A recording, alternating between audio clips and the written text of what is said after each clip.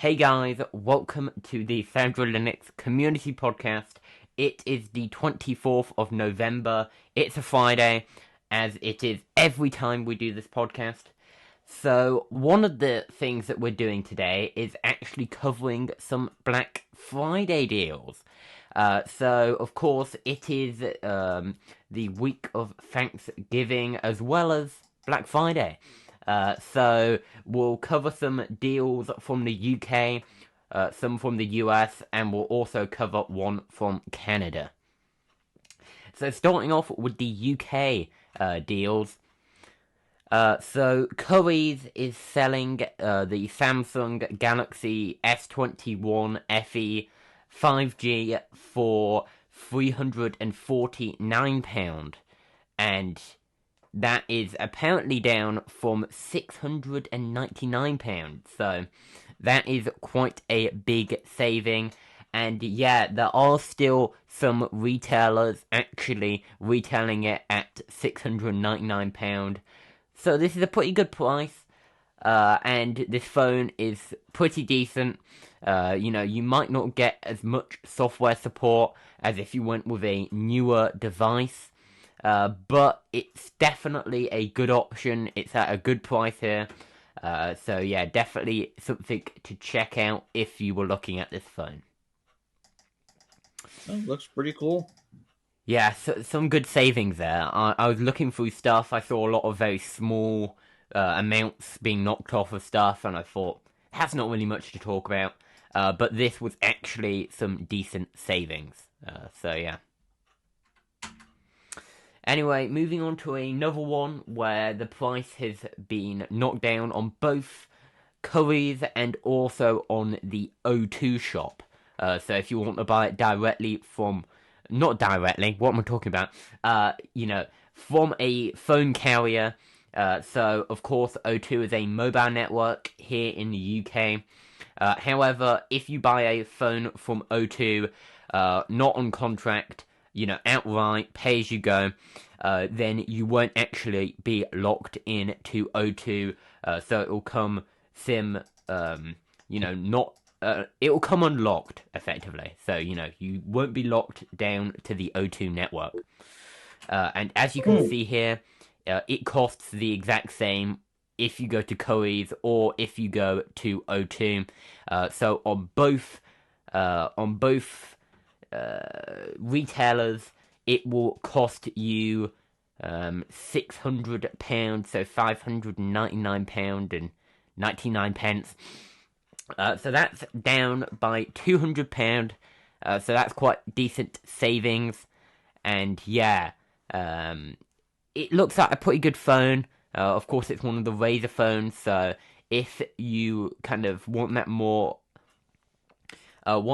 kind of modern phone which can fold, then this is a good option, and this is a good opportunity to buy one of those models.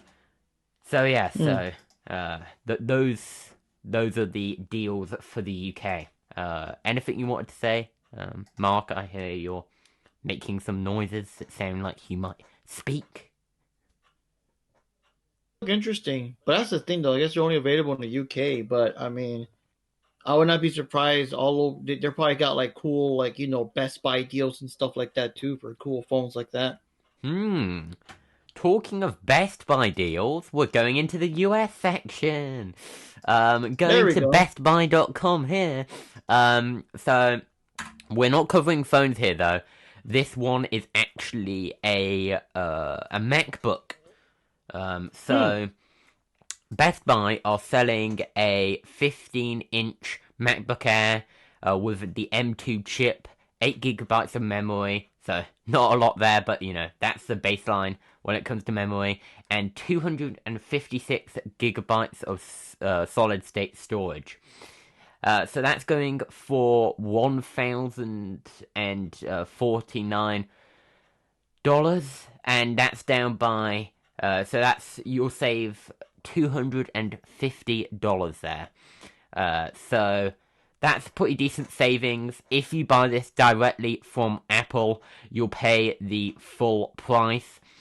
So if you're looking for a Black Friday deal on a MacBook and you're willing to deal with that slightly lower amount, slightly less memory, then you could be looking at this as a potential option. You just gotta act quickly, I guess, because, this deal will end. I'm not sure when this deal is ending. Some end, sooner, some end slightly later. I'm not sure what the US convention on when Black Friday sales should end is. But, yeah. Uh, Do you know? Usually Black Friday itself, but I got a question for you since I guess you're in the UK. Mm-hmm. Do you guys also have Cyber Monday? In a small sense, we have Prime we have Prime Day as well, because Amazon, everywhere in the world. So we have a bit of Cyber Monday, not as much as Black Friday though. Black Friday is definitely the main event when it comes to UK, spending on deals. Yes, Yeah, nowhere near because as that's like big. the whole Black Friday usually starts late Thursday. That's an excuse to get people to go out there and all that. And yeah, I think Cyber Monday is just an excuse to keep the deals going. Or if you missed out Yeah, on so and so stuff on Friday, we still got deals for you and all that kind of junk. yeah. But yeah, so if you're looking for a MacBook here, this is a pretty good deal. Although, of course, 8 gigabytes of memory, not the best for some people's workloads. But if you're looking for a MacBook and you don't really care about the amount of memory, you're doing some casual tasks, you're browsing the web a bit, maybe, editing up some documents, you should be able to use this laptop just fine, and a good price. There's a good price on it as well, by Apple standards. Now, moving on to one of the Amazon deals. So, there's 2 Amazon deals for the US. So, apparently, the Roku Express 4K Plus is being sold with a 38% discount. So it's going for $24.97 instead of $39.99. So that's a bit of a discount, not as big as some of the other discounts on this list. But of course, if you're looking for if you're looking for a TV stick, maybe you've currently got one of those TVs that don't have smart functionality. It's becoming rarer and rarer these days, but there are still those cases out there. And if you just want some additional apps and you like what Roku has to offer, so if you've looked through their app catalog and you find some of the stuff appealing, then this could definitely be a good buy if you're in the US. Do you have a Roku? Anybody here? I sort of do, but it's like a TV that has Roku already built in, so I guess it's kind of different. Is it a TCL? Yeah, I think so. Yeah, TCL have long had a partnership with Roku when it comes to integrating it into some of their budget TVs. Personally, I haven't had any dealings with Roku, but I'm pretty sure they're a decent streaming platform. So yeah. Yeah, I just checked my TV right now. It is TCL. Oh, that's cool. Mm-hmm. Yeah, so moving on to the next one here. So there's the Kindle. No. Oh no. What? It's out of It's stock. gone? It's out of stock. Ooh. It's already gone. Oh, I'm sorry, Well, everybody. If you were looking to buy a as- Kindle Scribe, dang it, Sandro. oh dear. In the time it took between about 50 minutes ago and now they're out of stock. So I'm But sorry. that's the thing with Black Friday. You better hop on that stuff real quick because like they fly, man. They fly. Yeah, and apparently he even had a climate-friendly Well, I can tell pledge. you one Black Friday deal that's not out of stock. Oh, What is 9 that? millimeter, 124 grain ammunition from Palmetto State Armory for $26.99. The same price as if you're buying 1,000 rounds of it. Alright, so if you're in the US and you can legally buy that, then you can, if you want to buy that, I'm sure that's, a good purchase. But moving on to the Canadian stuff here. So one thing from bestbuy.ca, the Asus VivoBook 15. So of course it's 15.6 inch. So, obviously by the 15 in the name, it kind of signifies the 15-inch thing. But this is, of course, a Intel-based Windows device, so that's a bit different from the MacBook.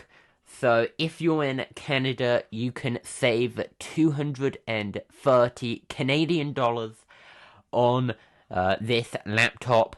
So it's a decent Windows device with 512 gigabytes of storage, 8 gigabytes of RAM, and a Core i5 processor. So, yet again, this has a pretty low memory. However, the kind of people this is aimed at aren't really doing that much memory-intensive stuff. They're probably not gaming. They're probably not video editing. They're probably not coding. Who knows what people's use cases are for these devices? But I think, the target audience will be fine with this sort of device. And you can save some money, so make sure to jump on that. In fact, be somewhat quick. I mean, you've got 6 days actually, so you can buy it in the next 6 days unless they go out of stock, and then just like the previous item, you won't be able to get it anymore. So be quick. $2 US. You could ship it into the US. I'm fairly sure. That might be an idea if you live on the border, I guess. You don't get that joke, do you, Sandro? So I didn't hear what you said, Farmer Josh. I'll be honest. Can you say it again? I said that's like saving $2 US. Oh, yeah. The conversion rate, the Canadian dollar is not the strongest, but yeah, it's still a pretty good deal on that laptop. Now, unless anybody's found any deals they want to throw into the chat here, I'll just check that nobody sent me any deals. So we'll move on unless anybody has anything to say. I can't think of anything because, the ones I usually check out when I want to do Black Friday stuff is Best Buy, and I think you already covered that. Yeah, so Best Buy had some pretty good offers this Black Friday. If you go on the Canadian page, there's a lot of stuff. In fact, it's a lot more confusing layout on the Canadian page. I mean, there's all of these things saying incredible deals, amazing savings. It's like, how do I find things? Anyway, so clearly they're trying to overwhelm you a bit with with all of the different offers and saying you'll save money here, maybe to get you to buy all of the stuff, because that's of course what they want you to do. But yeah, there's some decent savings. You just have to look out for them. I mean, I don't know why I've just clicked onto the scooter section here. Not really relevant to our podcast. But yeah, there's some decent deals on here. You just have to look. Technology. Yeah, I mean, it is technology, especially if it's an e-scooter, then I can argue it even further that, that's kind of integrating some technology into it. I mean, scooters are a form of technology. The self-contained metallic case was quite a leap in technology, Sandro. I mean, I'm sure GameStop probably's got like Black Friday sales. They gotta do something. I remember the only reason I even got to buy a PS4 because these consoles are just too damn expensive nowadays. There's more life important things to buy than a fucking game console. But the only reason I got to buy a PS4 was a Black Friday deal a couple of years back. So there should be some deals there. Like, I don't know. I see a deal. Cut a couple of bucks off the PS5. I or see something. a Canadian deal here for Canadian viewers for NHL 24 on PS4. So I don't know if this is a good deal. I don't know the reference, but it's apparently $44 Canadian. So basically $45 Canadian. So I don't know what the actual price of NHL is in Canada. I only know what the UK prices for these games are. And of course, with the currency conversion in Canada, it wouldn't be surprising if it was a bit more expensive. So, I can't tell whether this is actually saving $35 or whether Best Buy are just, saying a way higher price than, you would actually pay from anybody else. So, if you're a Canadian viewer, maybe you have an idea about the price of NHL. Maybe somebody can look it up for me while I'm doing this. But I think this is a decent deal. And if you're a Canadian viewer, then you can comment on the stream. You can tell me if I'm wrong. You could even come into the chat and say you're wrong. But I'm not totally sure on the Canadian prices for games. Is that reasonable? Do any of you know? I mean, compared to US prices, do you know what the US price for like NHL is? No, I wouldn't know. Yeah. Okay. But yeah, I'm looking at GameStop. They got like consoles for going like about $20 or so less. It's like, wow, instead of paying $4.99 for a PS5, you can pay $4.49 instead. Oh, where's my wallet? Yeah, some of these deals, like I'll show the audience here. Some of these deals are not really spectacular. I mean, there's some decent ones here for like Samsung TVs. You can see this one. These are some pretty decent deals, but then you get down to the small things. I mean, not GameStop. Best Buy is slightly better when it comes to not putting deals on that are just really slim amounts. But if I go on to like Coe's in the UK, let me go on to Coe's. Let's just find the Black Friday deals here, and I do want to say something funny though. I don't know how's it going for you guys in the UK, but here in America, them groceries be going higher and higher. So I seen people joking like, hey, Walmart, we got enough TVs. If you want Black Friday deals, get the price of eggs back down and stuff like that. Yeah, I'm pretty sure that would. Yeah, in the UK, there's been some serious cost of living issues. So some people would definitely like to see something like that, but not in the consumerist kind of buy lots of stuff mentality of Black Friday. But yeah, that's a good idea. You should also check Walmart. I'm sure there's a Walmart in the UK, and see what Black Friday deals they got regarding like TVs, phones, electronics, tech stuff. We used to almost have a Walmart here. I mean, it's called Asda, and it was owned by Walmart for a long time, but now it's owned by an oil company. So that's interesting. I'm learning a lot. I'm learning a lot about the UK today. Yeah, so it was only recently bought by this company, but it was basically used to be owned by Walmart. It's very similar to Walmart if you go in one of their stores, very similar layout, basically the same except from the colors. But yeah, they're one of the less popular UK stores when it comes to the supermarkets. They're not exactly seen as the best. So. Do y'all have a People of Asda page? People of Asda? No, we don't. Yeah, we have People of Walmart here. Okay. Oh, yeah. Okay, so apparently the technology. Ways. Apparently the technology they want to sell to me is a toaster for a full £3 off. I mean, at that kind of price, who knows? Maybe you'll be able to do two pieces of toast. It's a high-tech toaster. It has Bluetooth. It has a USB thing, and when the toast is done, it's like your toast is done, Sandro. Like it knows your name and everything. It's a high tech toaster. But yeah, so apparently £3 off on a toaster. Great offer, clearly.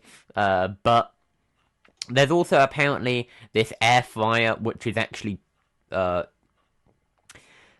me think here. That's actually about £19 off. So that's a bit of a better deal at £25.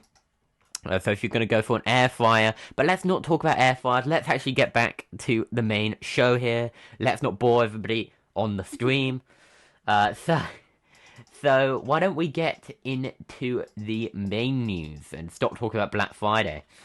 Do you think that sounds like a plan? Pretty racist, to be Yeah. honest. Yeah, lay that news on us, boy. Yeah, so let's get started first with the mobile news. So this is the iPhone section. So iPhone sales have apparently dropped when it comes to China's annual Singles Day sales. So in China, there's a bit of a unique sales day in China called Singles Day, also known as Double 11, because it happens on the 11th of the 11th. And yeah, so basically they sell stuff on that day. It's a day where you can buy stuff on all of the big retailers in China for quite heavily discounted prices. And of course, Apple are quite a big company in China. They try and sell stuff to the Chinese market because it's such a big demographic. However, apparently they saw a 4% drop over a year when it comes to Singles Day. When it comes to Singles Day sales. So basically, Chinese brands have been doing a lot better on these sales, and this will hurt Apple when it comes to the Chinese market if they can't sell on one of the biggest sales days in China. So let's continue onward to the next story. So iOS 17. Apple is apparently adding a new journal app, and they're saying this will release. This will come to iPhone before the end of the year, and it's apparently going to have some interesting features, so it will allow you to write journal entries, insert pictures, videos, and other content. So you'll be able to do a lot with it, apparently, and yeah, there seems to be some interesting features with this journaling app, and it's cool to see another in-house app from Apple to give users on iPhone a few more options when it comes to, journaling. However, you can also see this as Apple trying to roll out more applications, trying to kind of fight against the fact that their walled garden is kind of breaking down at the moment, with them implementing RCS, having to use USB-C, having to comply with all of this regulation, potentially even letting apps from outside the App Store onto iPhones in the EU. It's really not a good picture for Apple when it comes to, keeping their customers within the ecosystem, keeping them away from Android.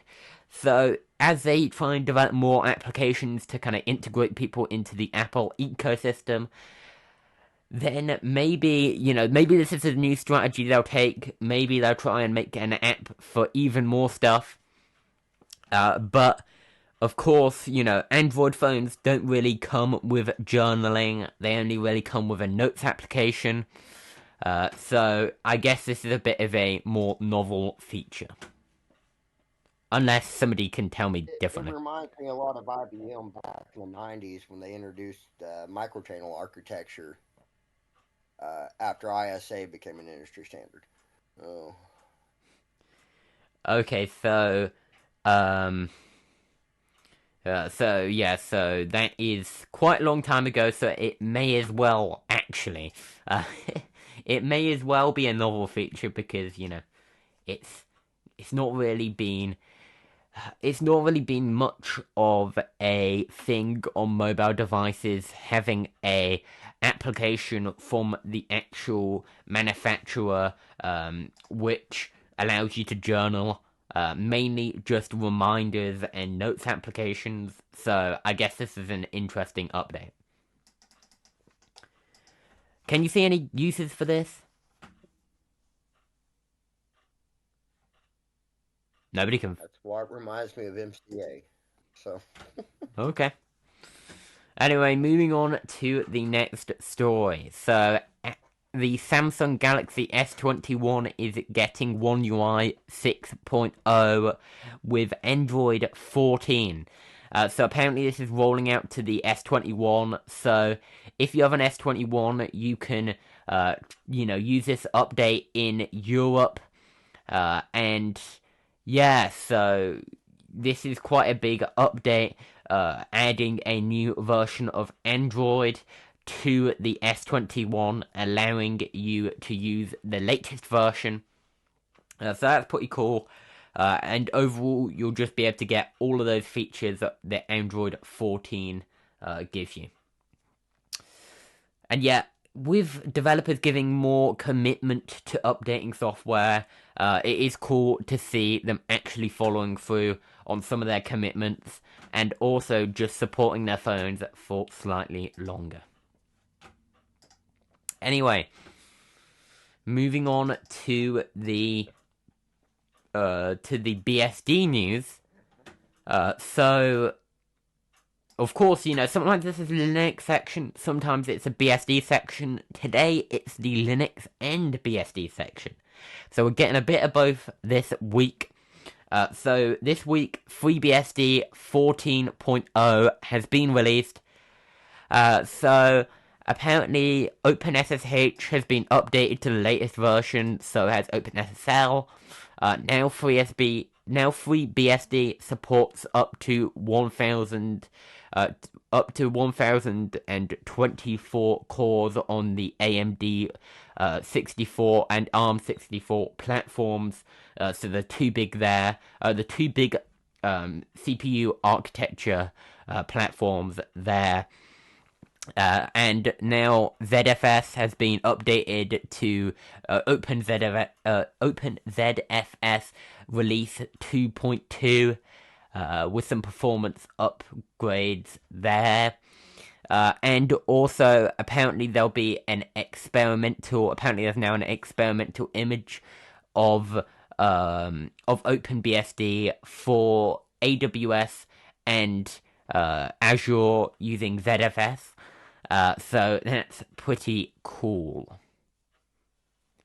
So there's some big updates, some little updates here, and also some updates to support more cloud platforms with new features. So that's pretty cool. That's nice to see from the BSD side. Have any of you used BSD? I don't believe so. I can't say I have. I've used BSD once in a VM. Unless you running a server or unless you feel good about running BSD and you want to, then I don't see much reason to, unless you really like it. But yeah, it's an alternative to Linux. It's a bit less supported than Linux, but of course it's still an option. Coming out of Berkeley. I wanted to try it. I finally got a desktop with half a dozen slots, so BSD, OS, OrcOS, I don't know. I'm sorry, Farm Josh here. I'll quit the chat here and then join it back just because you're breaking up for me. Is Farmer Josh breaking up for you, Mark? I'm sorry. A little bit, yeah. Okay, so maybe it's not me, maybe it's you. If it is, then, I can't really do much about that. Sometimes it's my end, sometimes it's somebody else's end, sometimes you just need to work that one out. I have to watch how my voice connection is, so that'd be my bad. Okay, so if you are break you up a bit, then you can of course just put your stuff in the chat. So put it in the community live chat. Must be executed. There's no choice. Put the. Sorry, what did you say? Sorry, I just cut you up there. Oh yeah, I think I heard what you said. Let's move on to the Linux news. Do you want to do that, Mark? Yeah. What are you up to? So we're covering Endeavour OS. So Endeavour OS has now released a new version, the Galileo, I think it's Galileo, release. So there's some updates here, and if you update your system, it will, give you this latest version. It's a rolling release distro, so you'll be able to. I think it's rolling release. In fact, it's Arch-based, so it probably is. So you'll be able to, use some of these new features if you update. So KDE Plasma is now replacing ZFC. Oh God, what am I saying? XFCE. Sorry, I had a kind of a moment there of insanity. So apparently, they're replacing KD. They're replacing XFS with what am I? Yeah, XFCE. What? I don't know how I'm screwing up this segment. XFCE with KDE Plasma as the live environment. So community editions will apparently not be available anymore as installation options. So you'll no longer be able to get open box releases or Sway releases or Qtile releases. All of those are going away through the installer now. Because apparently the original developers left the project and nobody wanted to pick up the work. So you can now only install them through the GitHub. So you can download them from the GitHub. So if you want to contribute, if you want to bring these alternative desktop environments and alternative tiling window managers and stuff to Endeavour OS as an option with the installer, then make sure to head on over to GitHub and head on over to those repos so you can actually have make a difference when it comes to Endeavour OS. But yeah, so now apparently they've removed SE Linux warnings just to avoid confusion during installation. So of course there are sometimes SE Linux warnings when it comes to stuff based on the Linux kernel. But they've removed those warnings maybe to not scare, certain users who might be novices. Not novices necessarily, but just they aren't really that well. They haven't really looked too much into the way that Linux works, and they might be scared by such things popping up on their system. So that's probably a good update for certain more kind of more people who are more new to Linux. Yeah. What do you think, Mark? Sounds interesting. Mm-hmm. Sounds like innovative improvements there, so that's kind of interesting. Mm-hmm. I would say, Farmer Josh, if you're going to try Templar OS, I see you saying that in the chat. Also, head on over to Community Live chat. That's where the stuff that will actually show up on the Discord. Head on over there, because that's actually where you should probably be doing it. I don't know how we've ended up on the general chat doing the podcast. Really should be in the SL. For that then. Well, just head on over to the Community Live chat. You should be on it already. Why are you not? Can you not access it or something? Oh, you can, I think. Oh, you just. I see now, but we're on voice chat on your server. Yeah, so you basically can't actually use the Discord integration with OBS to actually show chat built in to the voice chat, at least as far as I can tell. So, I just had to set up that separate channel, so you do have to talk in a separate channel. Sorry for that small inconvenience. Well, I got the channel showing right now, right? In the corner of your screen?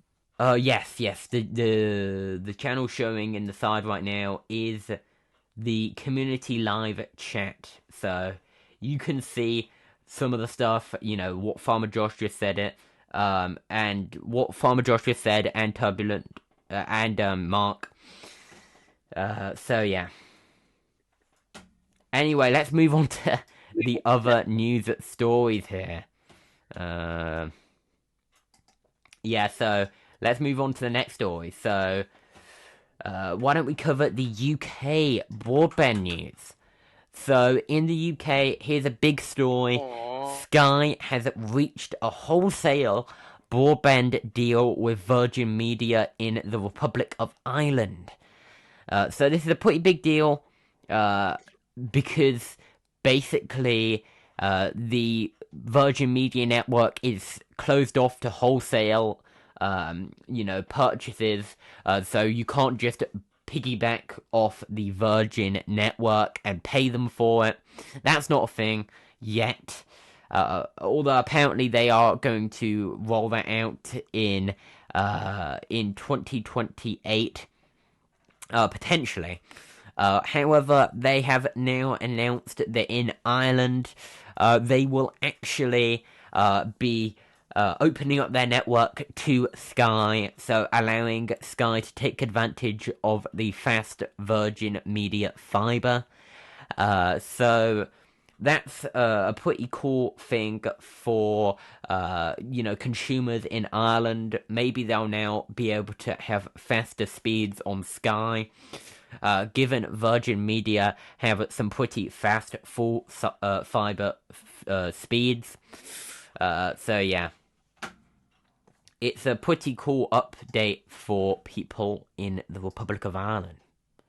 However, this does not appear to be affecting Northern Ireland, so for the Northern Irish viewers out there, this might not affect you. It doesn't affect the UK, I don't think, but it does affect people in the Republic.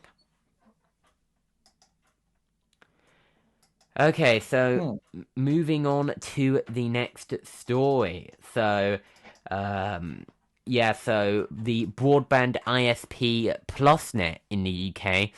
So of course they're owned by BT, who owns EE and PlusNet.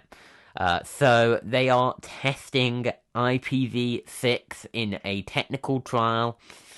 So this will allow them to, of course, test out whether they can roll out this IPv6 technology to allow people to, use IPv6 with their home networks. And, of course, IPv6 is a newer IP assigning standard. And, of course, because it's 64-bit, it's a lot better when it comes to, be able to assign more addresses and be able to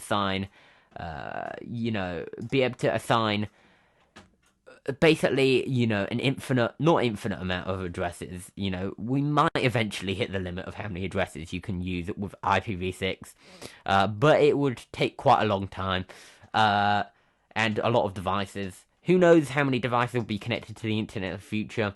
I can't really be predicting that. But yeah, but of course IPv6 is something that broadband networks and phone networks have been quite hesitant to adopt. They haven't really been adopting it, which I think isn't great, because of course IPv6 is, overall better than IPv4, and it's quite helpful to have. However, Virgin Media hasn't really rolled it out, neither have most of the UK providers of broadband, so I don't know about the situation in the US, but over here, it's not too great when it comes to IPv6. What do you think, Mark? Do you know? Can you get IPv6 in the US? What broadband providers allow that? Do Comcast have IPv6? I don't know. Yeah, I'm not sure, man. I mean, I just pay for the service and go online. I'm not familiar with the intricacies of the services used and provided. Mm-hmm. Oh yes, the mini budget. I forgot about that one. That was if you don't remember that, then you probably didn't watch the community podcast back when it was the library community podcast. Had some fun doing that, and Lex was a good host, and he used to host the show. But now you've got me. Yep, there we go. Oh man, that was the biggest surprise today. That to finding out what happened to LBRY and the community podcast. Like, oh my god, I checked their thing. Their last podcast was like 6 months ago, and I'm like, oh, okay. Yeah, I decided that because, of course, Lex wasn't going to continue on with this, and I kind of wanted to do the show. I thought, it's nice doing a community podcast on Fridays. It's nice to kind of let loose a bit, discuss tech news, discuss stories, and just hang out a bit. That's pretty fun, and, it's a cool opportunity to do so, and a cool opportunity for listeners to hear about the latest news. Yeah. Anyway, moving on to the next story here. Ofcom, apparently, this is a niche story, I don't like to shy away from talking about quite niche stories on my show, and this is an example. So Ofcom is apparently taking on regulation of premium rate phone numbers. So you might not have thought of premium rate phone numbers in a long time. Of course, that's mainly a thing that kind of died a death with the internet. Premium rate phone numbers are no longer that popular. People don't call premium rate numbers that much anymore.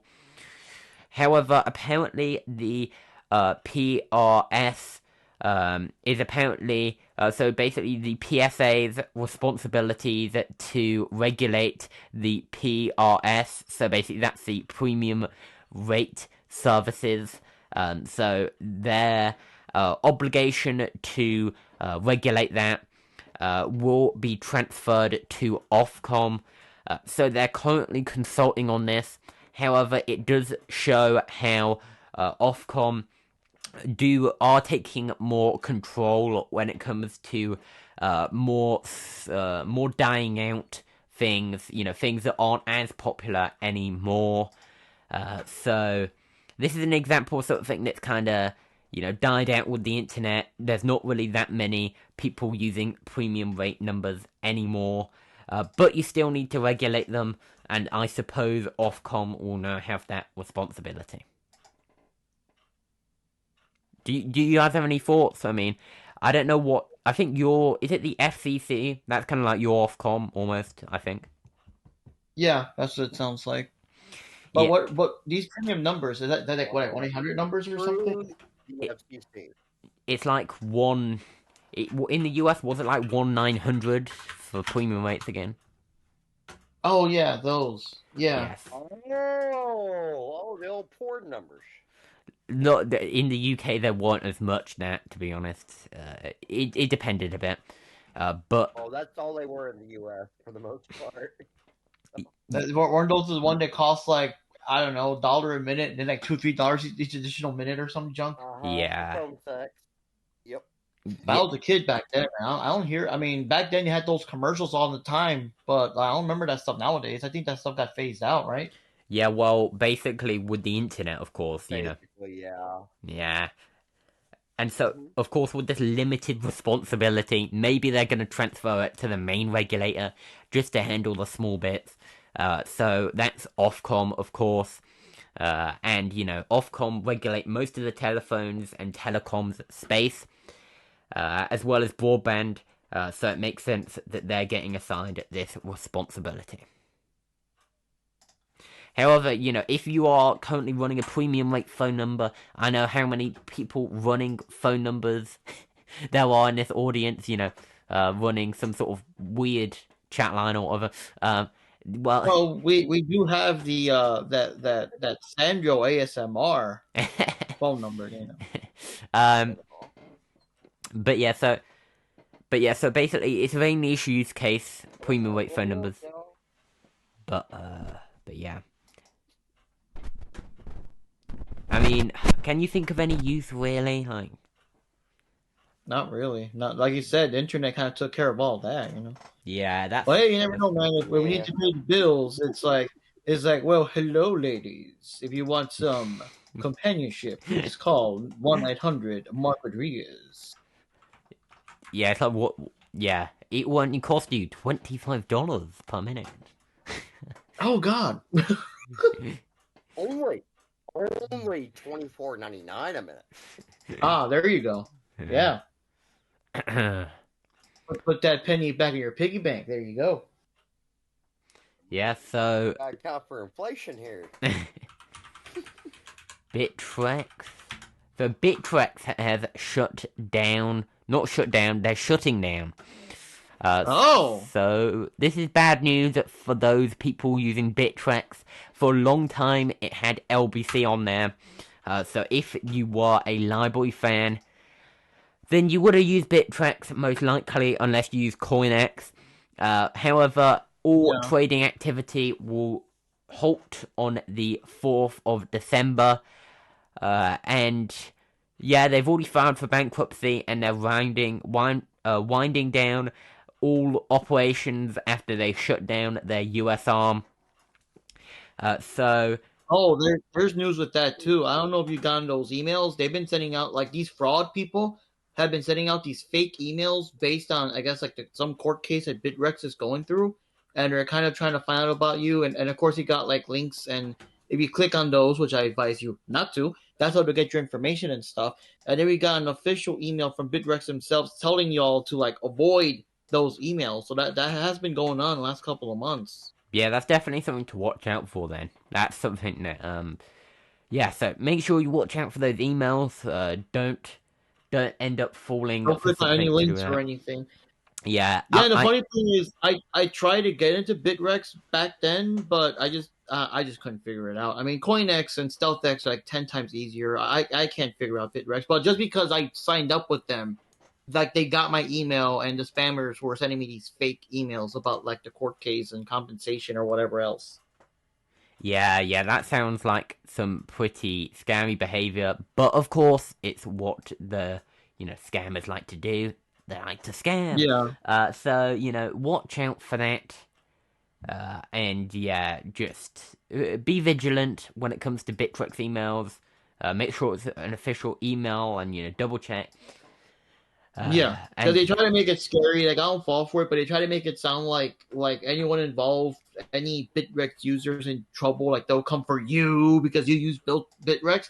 But like, that's not true. That's all fake. Yeah. People trying to scare you over email, usually not really. Most of the time, it's scammers. Unless you know direct connection to it. Anyway. Yeah. But yeah, I think that's it. On the tech news front, I think we have covered the stories. Anything anybody wants to plug? I have a tangential connection to Bittrex here. Oh. That used to be an additive for ethylene glycol antifreeze to make it taste bitter instead of sweet. Well, What? What? That is weird. Like, why would you be... Yes. Why? Just why, mate? Because like dogs and cats and stuff, if you drained out antifreeze, they would lick it up because it tasted sweet. Oh my. Damn. But they would add next to it to keep like kids, dogs, and cats and stuff from licking it up. Well, that's a useful function to stop people from killing, basically, doing that. And Bittrex, what's the name of that additive? Just have one less T in it. But yeah, so... Yeah, but apart from that, does anybody have anything they want to shout out? Anything they want to plug? Any stuff? Nothing I can say on YouTube. Oh, we're still on YouTube. I'm under Video Game Masters 09. I'm also under Mark's Unboxing Zone, where Video Game Masters is like a collection of video game reviews, gameplay, movie reviews, book reviews, all the nerd geek stuff. And the Unboxing Zone is just unboxing different boxes here and there. And for OBRY, we're still on the VGM Geek Portal, which is also stuff like that, and the Gamer Cauldron Show. And apparently, my understanding is even though what happened with LBRY Inc. is going down, the actual Odysee will still be around as long as people are still using it, because it's kind of a peer-to-peer thing, I think, with the blockchain and all that. I mean, so yeah, I will continue to make more videos on that channel until the bitter end, I guess, which was hopefully not, right? They're looking for buyers or something. yeah, I mean, they're looking the for... library network itself, it'll stick around kind of like Nutella has. I really think so. Except, yeah, it'll probably end up being a bit zombified in a way, and without the hub servers, who knows what's going to happen to content discovery. Going to be very hard there. And it makes You say it's zombified, Sandro. The last time I tried giving you the audio backup to the Library Foundation Community Podcast through Nutella, 22 people downloaded that before I took it down. Well, those 22 people, they can enjoy it. All those random people, that is pretty cool. So yeah, so well done, Farmer Josh. But anyway, thank you for watching, guys. Check out the Discord server at sandrolinux.com/discord. If you want to chat, if you want to talk about your project, if you want to talk about whatever is going on, then you can join in the Discord. You can DM me if you have any interesting project or anything, and you want to, get an interview. I'll be happy to ask you some questions. And yeah, so sandrolinux.com/discord. And of course, if you're on the Discord, you can check out my YouTube. That's sandrolinux.com/YouTube. Or sandrolinux.com/Odysee if you want to find my Odysee. Now, I just have a last question before we all leave, though. This Bittrex thing, this court case, is that what's leading to their bankruptcy and everything, and they're just shutting down? I'm not totally sure on the kind of finer details of this story. I think the court case is related to their shutdown, though. As in, I'm pretty sure they've just ended up bankrupt, so, not able to cover the expenses. So yeah, so they'll just have to shut down, and make sure if you're on Bittrex, make sure to take your money out. Yes. Anyway, guys, thanks for watching. Like, subscribe, and share, and I'll see you guys in the next one.